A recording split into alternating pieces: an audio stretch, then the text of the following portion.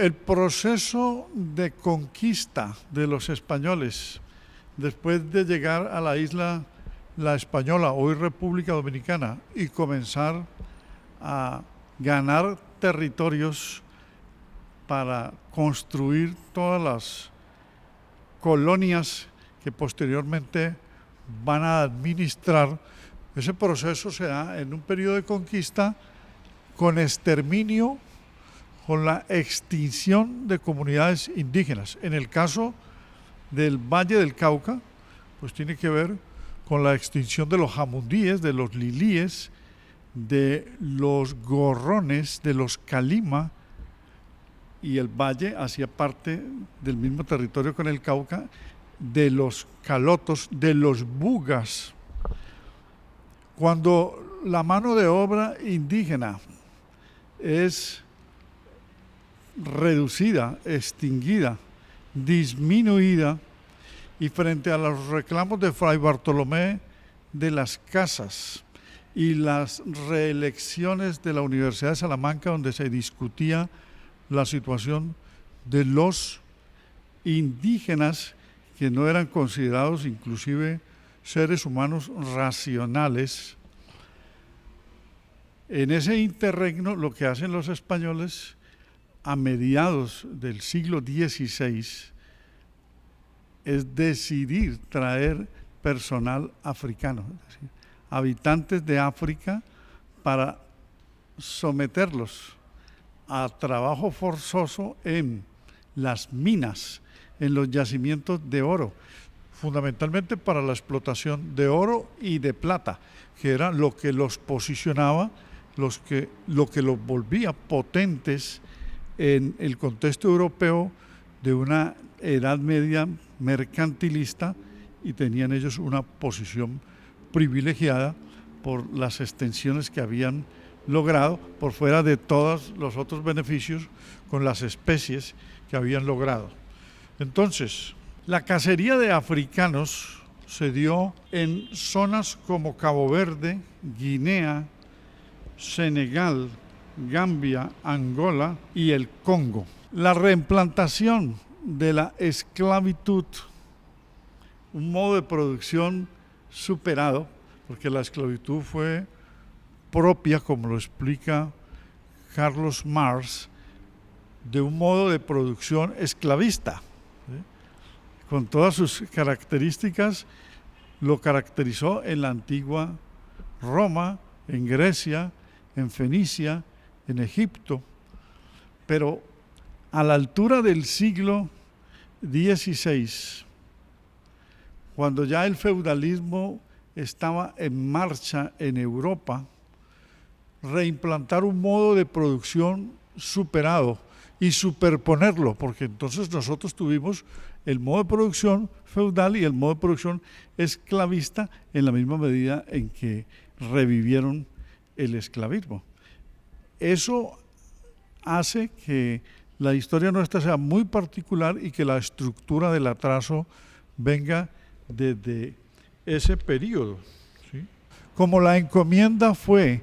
la forma de apropiación de las tierras por los adelantados españoles según las capitulaciones firmadas con los reyes, y del avance de la encomienda como grandes propiedades señaladas por ellos, y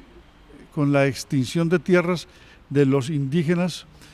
acumularon demasiadas tierras. Viene una etapa posterior que es la del latifundio, al comenzar a decrecer la forma de la encomienda. Y del latifundio y su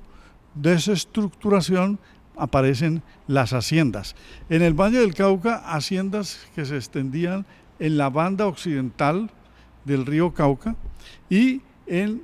las orillas correspondientes a la cordillera central, digamos entre los ríos Amaime, Zabaletas, el Bolo, toda esta zona de Guacarí, Cerrito,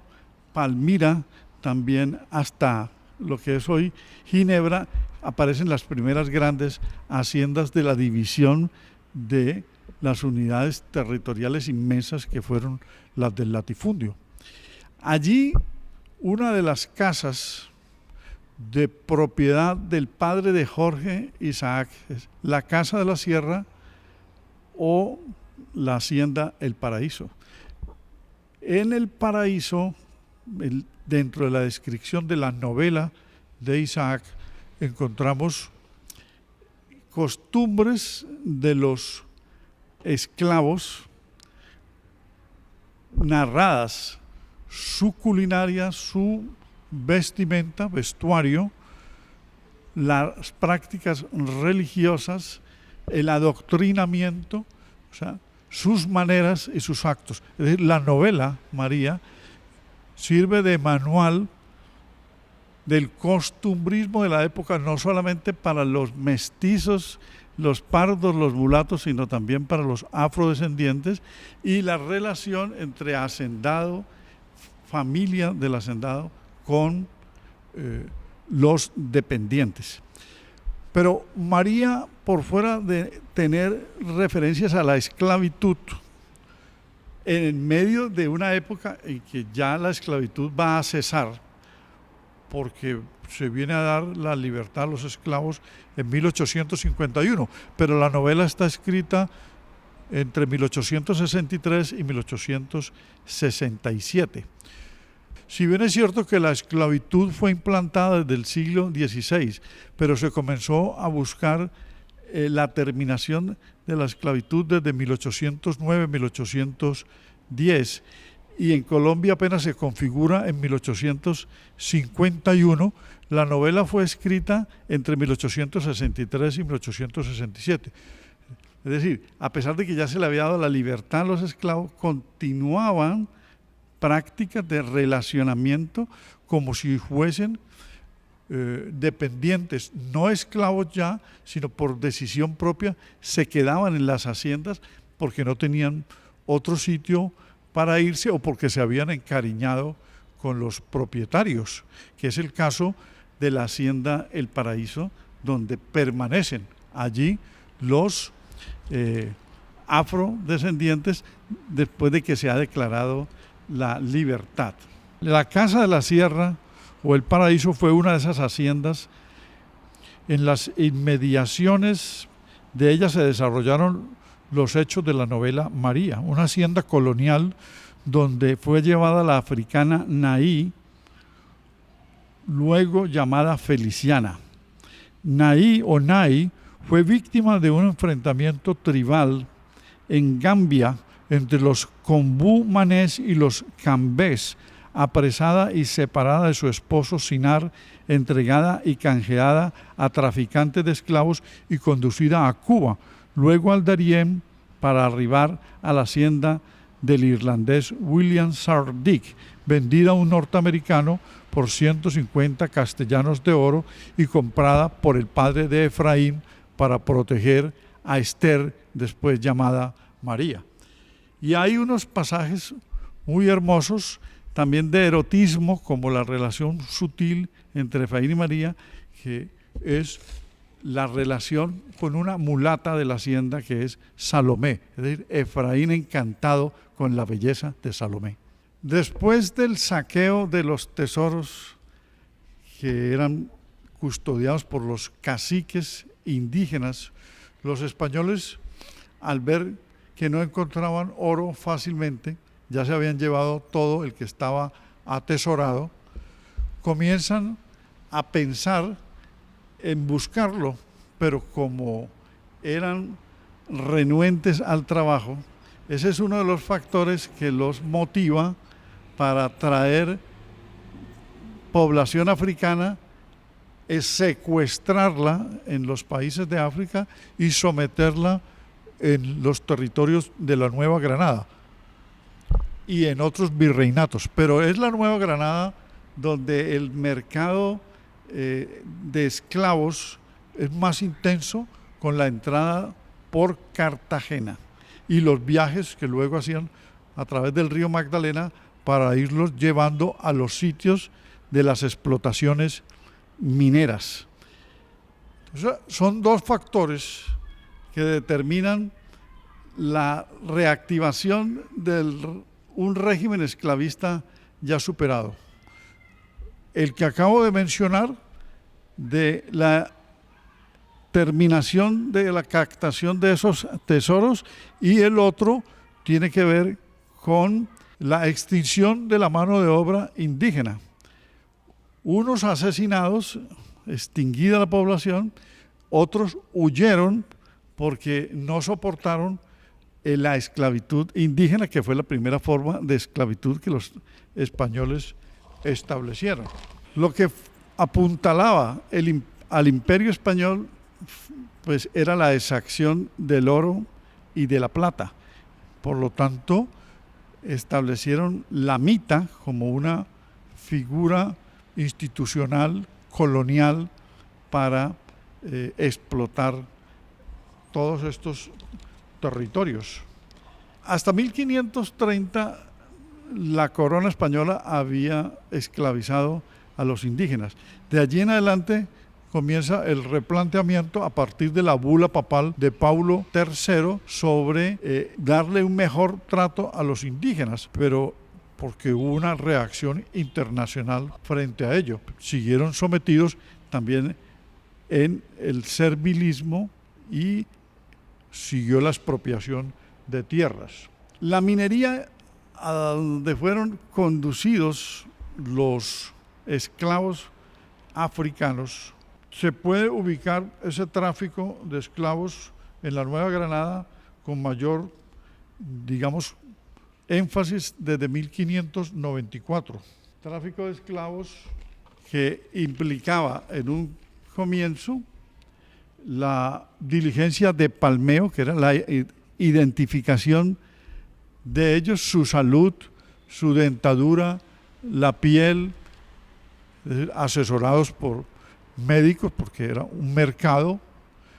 y la operación de marquilla, o sea, marcarlos al rojo vivo, es decir, una cuestión verdaderamente abominable, el sometimiento de estas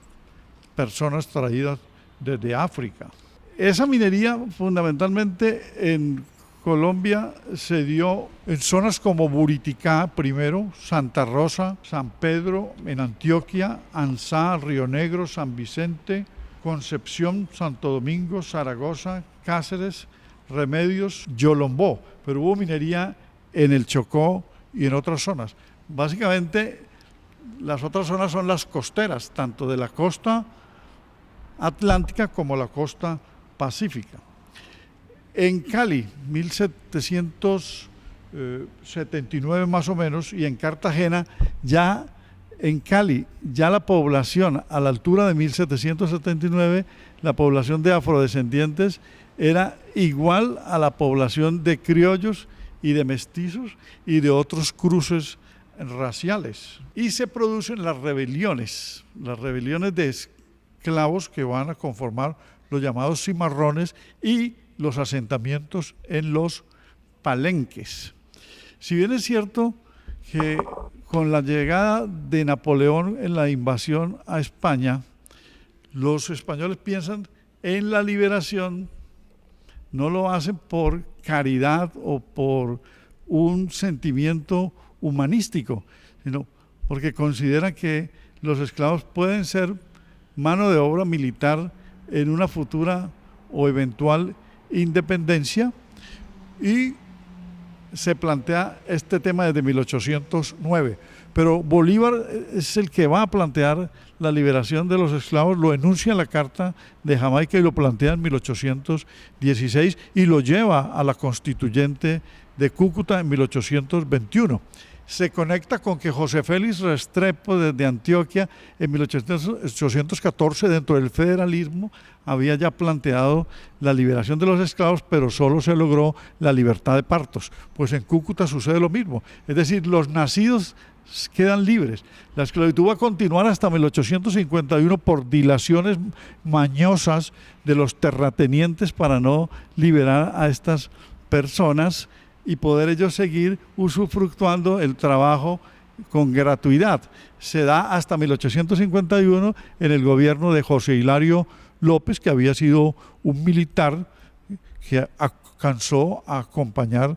parte de la campaña libertadora, pero que luego se puso en una posición contraria a la de Bolívar a partir de 1828.